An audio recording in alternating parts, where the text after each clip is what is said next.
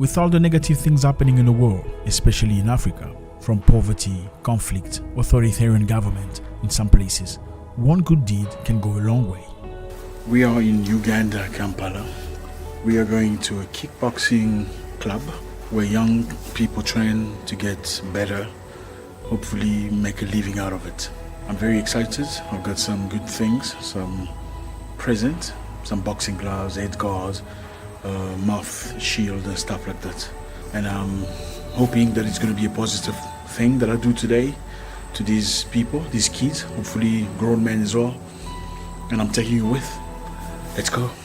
Born and raised in a war-torn country where most people live under the poverty line, I think without a shadow of doubt that I understand the value of a good deed to a stranger. It could be anything: a piece of bread, a cloth, a pair of shoes, and sometimes just a smile. My name is Zach Mwekasa, Africa heavyweight boxing champion and former kickboxing world champion. I have made it one of my tasks doing one positive thing whenever I can. After taking a flight ticket to Kampala, Uganda, I quickly got involved with the locals, and as a professional sportsman, I wanted to know more about the boxers and the kickboxers in the place. We are going somewhere around Kampala, I think. We are going to meet a guy who's a sportsman. I'm not sure whether he's a boxer or a kickboxer, so we're going to visit their club and see how they work. Okay, that's our guy.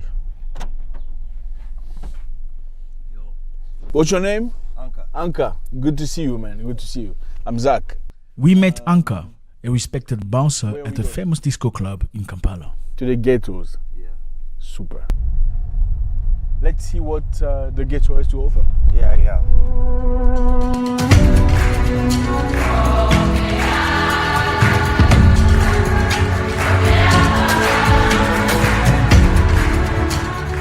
I introduce you to some fighters, though this is not the place we are going to. No problem. We are going to walk. All right. So we are going to just walk there.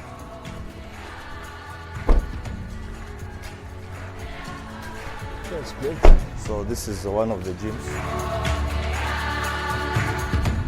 How's it going? Nice to meet you, Zach. Hi. He's also a fighter, Okay. MMA. MMA. Yeah. You need to have big hopes for bigger stage. USA, Japan, UFC, Bellator. I had, but after the first competition, the sponsor went away. So we had nothing to do, so I had to look for another sport which will keep me going. You can't wait for sponsors. Sponsors never come. Sponsors come when you beat people up. Okay. Sometimes I ate bread with water and sugar. Listening to these guys, what was evident was the complaint of what was not working in Uganda. They complained about lack of support from government, lack of sponsorship. I tried to motivate them as much as I If you could. wait for sponsors, they will never come. They will never come. Sponsors come, they want to attach themselves to name that something that's already shining. Okay, they're not willing to build you up. They don't want to do that. If they have a choice between someone that's shining and you, they will choose someone that's shining. So you must shine with the little that you have. This guy's an MMA guy. He's a big MMA guy. You see how people are screaming. Wow. It's a crowd, man. And the problem with this guy, he said no African man can beat him. That's what it is. That's what he said, yeah. He said no African man can beat him. And I was a bit scared because he's American. You know, the first time you're fighting an American. What was evident to my eyes was that most of these guys were not training to fight in a professional ring. They were training to get in shape and perhaps get an opportunity to work at a nightclub as a bouncer. But who can blame them in a place where so little opportunities in sport? One is to earn cash and make a living. I'm happy, I'm glad. You know, keep it up, keep training, keep pushing. And also, one more thing, don't look at Uganda. Don't just say, okay, I'm the champion in Uganda. No. The next thing in your mind should be, I must be the champion of Africa. Then I must be the champion of the world. You will never progress if in your mind you only have Uganda as a comparison. If you say, I'm the best here. Okay, you can be the biggest fish in a small pond. But who are you in the big pond? In the sea or in the river? That's what you must see. We were going to the ghetto, as they called it, home to numerous feared, uncontrolled individuals. Most of these guys, we can train over 100 people, Yes, but only 10 people are going to compete. absolutely. So some people don't want to go to the ring. They just want to go. They just want to train. They just want to train. just So to these look are the strong. guys who are being tempted to become criminals, you know? Oh, very narrow places, huh? Yeah. So this gym Yeah. is basically kickboxing, but in the ghetto. This is Chisugu slum. Not sure what to expect. You can see this small space is where it's done. Come back. Yeah. You see? Small space is where it's done. You can see the bag. Bonjour. As we got to the club, it was empty. None of the slum fighters was available. But I met Master Badru Tulage, an experienced black belt in Taekwondo that coaches kickboxers and MMA guys. I resigned, began a project. When you stand to fight with someone, you stand, you engage the distance, you fake. You don't just come and attack, maybe he knock you down, but you have to calculate your distance. You fake before you attack. Now, how can you transfer that entire knowledge into your practical life? Whenever I do my programs, I go and teach martial arts seminars all over, like Taekwondo. But I combine 100%. The 50 is the physical part, then the 50 is this mental. We focus on a book. He is trying his best to invest both mentally and physically in this community.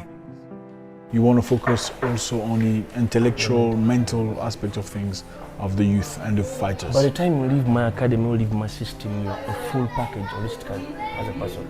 I'm from a ghetto, the other side of Chivoli, that's where I grew up from. And I've been in the sport. I came on the national team when I was 13 years old. I've represented Uganda all over this world in so many tournaments. I've tried 4 Olympic qualifiers and I didn't make it. A vision came up of using martial art as a vessel to outreach to different communities. I had chances to go to Europe, to go to America and have a good life when I'm teaching there martial art, but I decided to stay home and change my community. We're here at Chisugu and we're at the gym where people train, but unfortunately the fighters are not here, so we came at the wrong time and we're trying to organize to get them to come. I understand it's not easy to bring somebody back from the activity to meet some guy that they don't know, never heard of probably, but we're hoping that they're gonna be here and we're gonna do something together. Yeah. In the meantime, I'm watching this gentleman whose name is Lumuna Josiah. Numuna Josiah. Yeah, the K1 material. K1 material. So I'm watching his fight. He looks like a strong, fit man. Lumuna Josiah from Uganda against Hamza Bunabri. This part of your shin is the strongest part of your shin. This young man was to me one of the most ambitious, a local kickboxer with so much drive and desire to learn. I showed him some tricks with so much pleasure while waiting for others to arrive. Boom. Again, throw it here, right here. Boom. Okay. Again. Okay, so now I'm gonna block slowly. So you throw the kick slowly, I'm gonna block slowly. 2 ways. First way, throw. This is what you did. Okay? Again, this is what you did. Now the problem with that is if you block like that, he's gonna kick again.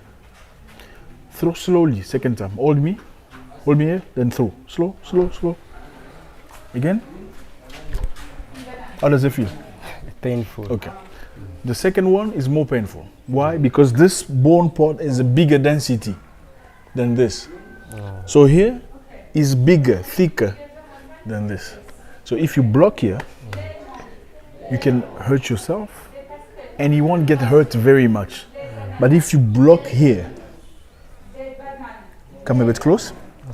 I will kick you 2 ways, slowly. First time, you feel that? Yeah. First time, you feel that? Yeah. Second time, feel that? Yeah. What's different? The other one is too heavy. Which one is heavy? The second The second one is heavy. Yeah. So when you kick, I know in Muay Thai, sometimes, especially low kicks, sometimes they click here in Muay Thai. In Dutch style, they kick like this.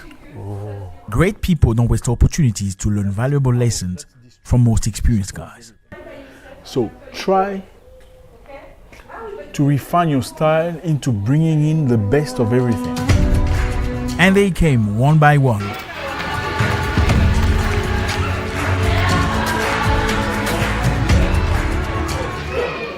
Every martial artist in Africa hopes for an opportunity overseas, in the US, in Europe, perhaps to make good money and help the family and move forward. It's not just about being strong, it's also about providing for the family. They look strong, young, ready, and they worked hard.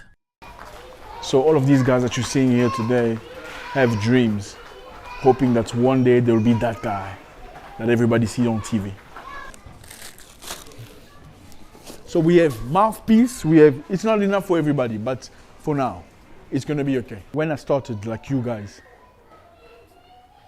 some of the guys that I trained with didn't have mouthpiece. They would box and fight, remove the mouthpiece, wash it, then give the next person. He wears it, then fight. It's not hygienic, it's not good, but I understand what it is. I understand what is it like not having gloves, not having bandages, not having equipment. But this should not stop you from having a dream. 3, 4, 5, 6, 7. If you're protecting yourself, you are protecting yourself from good things life has to offer. If you're scared to be hurt, you are scaring away your blessings.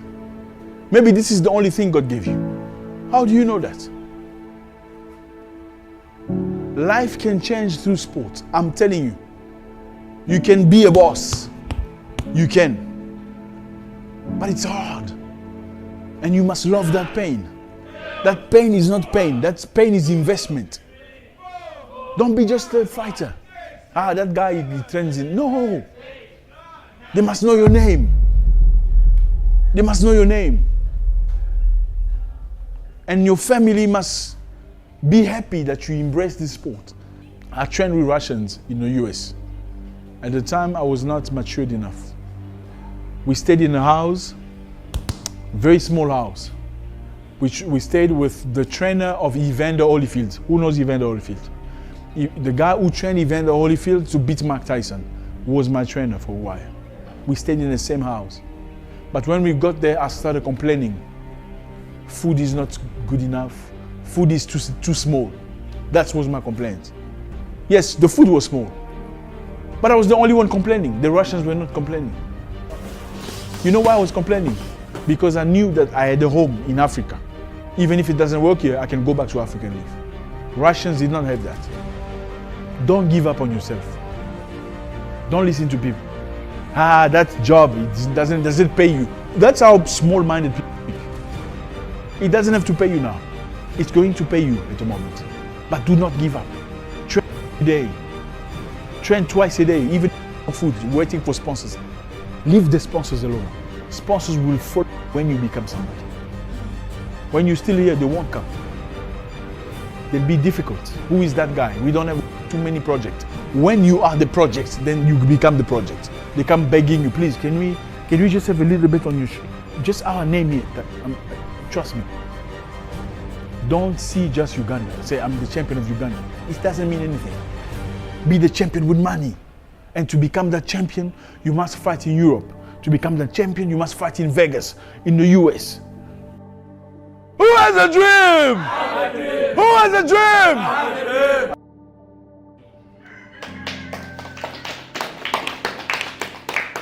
My name is Lubega Ahmed Ali, training from Lee Taekwondo Club.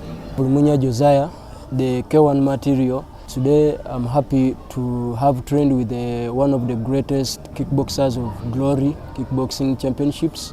I think we need to have him another day because we are going to lose him because the mere time he has been with us, we have learned 100 times. I'm glad that I've got some good techniques from him and the opportunity to share what he has. He has taught us knowledge about lifestyle. We also want to be like him. My dream is to become a world champion like my friend Zach. That's the dream I have. Seeing these young men and women working hard toward their individual dreams was for me one of the most inspiring moments in this journey. But it will all depend on the power of will and the resilience he chooses to apply in order to change their life. As for Lumunia Josiah, I know without a shadow of doubt that the future holds wonders.